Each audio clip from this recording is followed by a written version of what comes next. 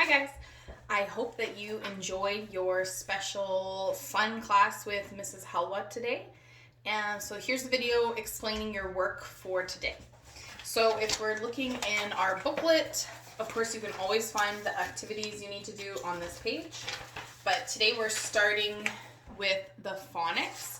So the first thing you need to do is you need to read this story. And then we're looking for letter combinations that make the sound E. So that could be EA, EE, or Y. So circle the ones, like see how they've done it here? Circle the sound E in the reading.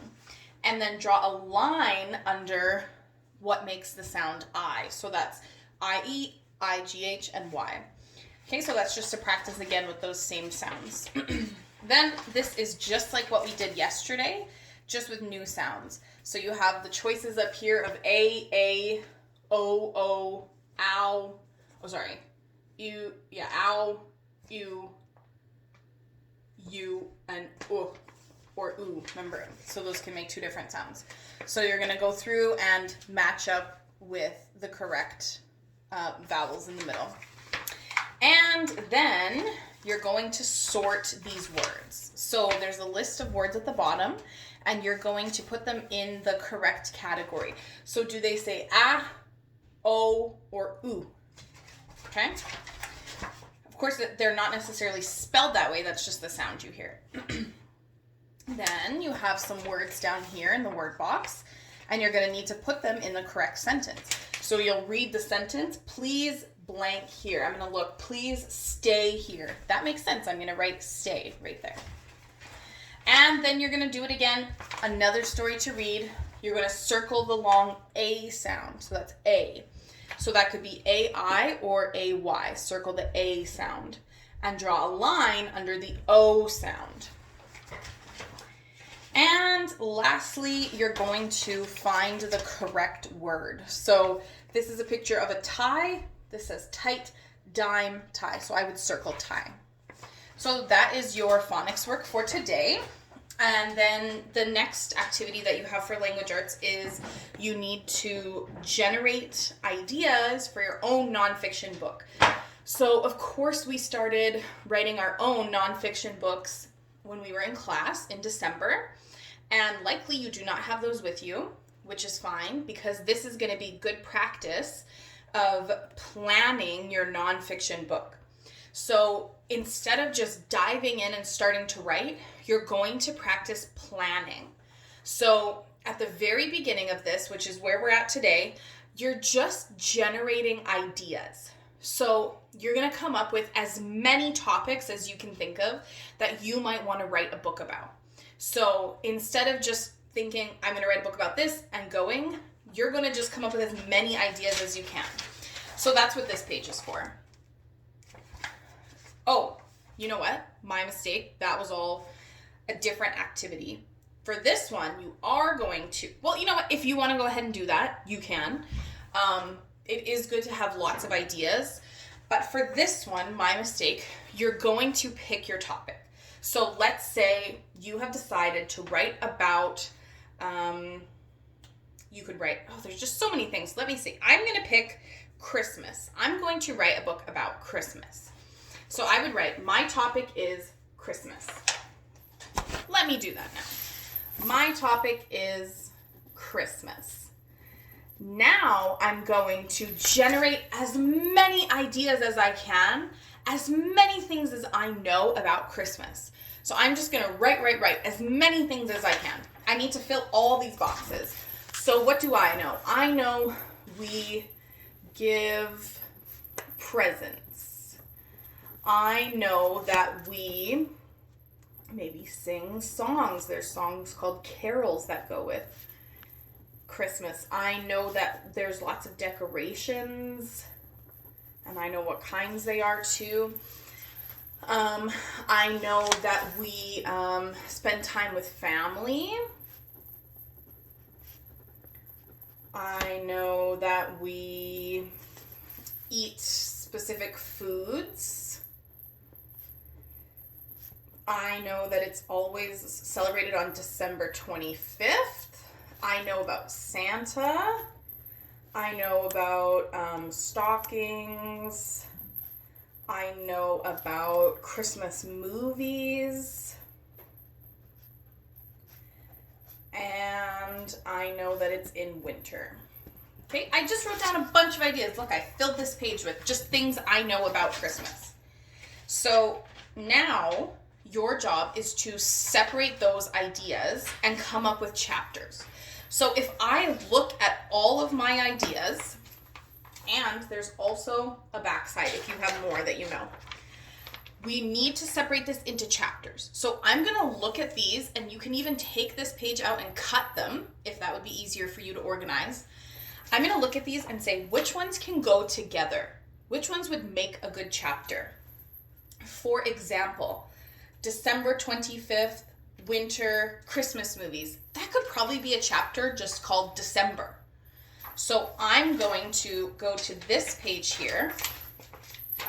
Chapter 1 is just going to be about December. And I'm going to write here all the ideas I said I was going to put in my book. So I said I was going to talk about winter. I was going to talk about the movies. I was going to talk about Christmas being on December 25th. That's chapter 1.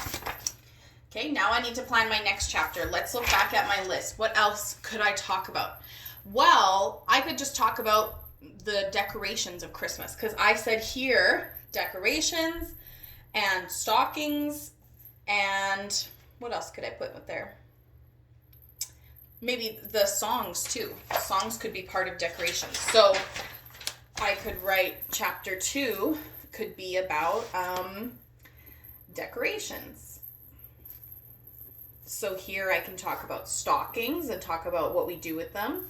I could also talk about decorations, how we decorate, and I can talk about carols, like the songs that fill our homes. Okay, so you see how my chapter is taking shape, and I'm putting what I'm going to talk about in each chapter. My last chapter, I could talk about traditions, like what do we do at Christmas? We give presents, we spend time with family, and we eat specific food. So my third chapter, chapter 3, is going to be called Traditions. And I'm going to talk about presents, I'm going to talk about the food we eat, and I'm going to talk about time with family. I want you to have at least 3 chapters. If you do not have more than that, that's totally fine. I'm going to stop at 3. I think that's a good place to start. If you don't have enough, if you only have 1 or 2, you need to think of more ideas, okay? So this is all I want you to do for today. All you're doing is planning. Tomorrow, I would start writing. But for today, I'm just planning my chapter book. So all I've done is think, what is a topic I know a lot about? I wrote down everything I know about that topic, or lots of things, and then I organized those into chapters. And this is the really important part, because this is what you're going to be using tomorrow to write your book. So when I go to write tomorrow, I know chapter 1 is going to be about December, and I'm going to talk about how December is a month in winter. There's snow on the ground. We like to be cozy. There's lots of Christmas movies on TV, which are often like take place in the winter, and they're very nice to watch. And Christmas is celebrated on December 25th, and Boxing Day is December 26th, and what Christmas Eve is, okay? Next chapter would be about the decorations. So this has helped me plan so that I'm ready for tomorrow. So that's what you need to finish today. What that means is you need to skip over these pages.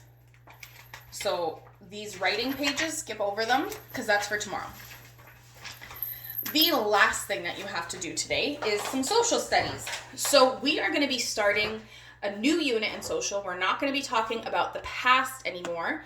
We are going to be talking about 3 communities in Canada. So there are lots of different communities in Canada. We live in one in Edmonton. And all over Canada, the communities are so different from each other, but also have some things in common. So the first thing we need to know before we study communities is we need to know what kinds of land forms are there in Canada, because the land you live on really affects how you live your life. right? If we lived on a mountain, our life would be different than if we lived on a beach. So today you're going to look at the different types of landforms, and these are all landforms that can be found in Canada, even island and ocean. Can you believe that? I wish we lived on an island right now. So these are, oh, I see I misspelled forest, my mistake. So these are the landforms. We have the Arctic tundra, which is frozen and snowy. It doesn't ever thaw. We have a valley. So if there's two mountains, the valley is in between. We have a mountain, pretty clear. A hill, smaller than a mountain. The plains, okay? The plains, that's where we live. Very flat, lots of grasslands. We have an island. An island is totally surrounded by water. We have the ocean. The ocean is a large body of water. We have lakes. Lakes can be very big sometimes, but a lake is not the same as an ocean. So I drew it really small there, but lakes can be very big. And we have forests where there's lots of trees and other types of plants and animals living. So after you learn about that from that page, you're gonna draw your very own landforms booklet. So you need to get about halfway through this booklet today. So it starts by saying, this is a blank. A blank is land with steep sides that rise up into the air. So you're gonna think, let's look back at that and see, is there one that rises up with steep sides? Oh yeah, that looks like mountain. So I'm going to write mountain here, and then I can color it. And then what's this one? Low land between two mountains. Hey, that kind of looks like this, a valley. And so you're gonna write valley on this page and then color it. So you have to be halfway through this book today. So I'd say do this page and this one, not the bottom one. So do both of these, so these 4, and then these 2 for today. And the reason that we're looking at landforms is because as we look at each community, it's going to be very important to think, what is the land like where they live, and how does that impact their life? So yeah, that's the end of your booklet, of your work for today. The last thing, each day we're providing a family activity, and your family activity for today would be to use the internet, which is a really good practice. Searching Google Images would be a great place to start, and look up real life pictures of landforms in Canada. So try and find pictures of mountains in Canada, valleys in Canada, the plains in Canada, Arctic tundra, Canada. And just seeing those real life pictures will help you begin to prepare a book in your mind of what the different options are for landforms. All right, so that's all of your work for today. Of course, message me if you have any questions. Even though Miss Helwa was teaching you this morning, I'm still here all day. You can message me on Remind or email me. If you message like a post in Google Classroom, I might not see it right away because I don't get notifications for that. So better to just email me or message me on Remind if you have any questions. All right, looking forward to our meeting tomorrow, and I hope you guys have a great day.